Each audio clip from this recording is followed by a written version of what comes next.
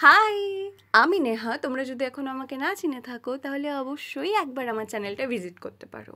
এটা উল্টো রথের দিনের একটা মিনি ব্লগ। তো চলো তোমাদের সাথে শেয়ার করি। এই তো সকালটা শুরু হতেই দেখলাম বাইরেটা বেশ মেঘলা। বসিয়ে দিলাম একটা ডিম সেদ্ধ, কিন্তু ডিমটা পচা বেরিয়েছিল। জগন্নাথ হয়তো চাইনি আমি উল্টো রথে আমিষ খাই। তারপর এক কাপ চা খেয়ে মন খুশি খুশি করে চলে গেলাম স্নান করতে। স্নান করে শ্যাম্পু করে খাওয়া দাওয়া করে একটা টানা ঘুম দিয়ে সন্ধ্যাবেলা বেরিয়ে যাই রথ দেখতে। সঙ্গে সঙ্গে রথের দেখা মেলে। রথ দেখে প্রসাদ খেয়ে চলে যাই সামনের মেলাতে। মেলাতে গিয়ে তো মন আবার খুশ। এত সুন্দর সুন্দর দোকান আর হাতের কাজের এত সুন্দর সুন্দর জিনিস দেখে চোখ মন জুড়িয়ে গেল। তারপর বান্ধবী লেগে পড়ে এখানে ক্লিপ কিনতে। তবে আমি আর এইসবের দিকে তাকাইনি।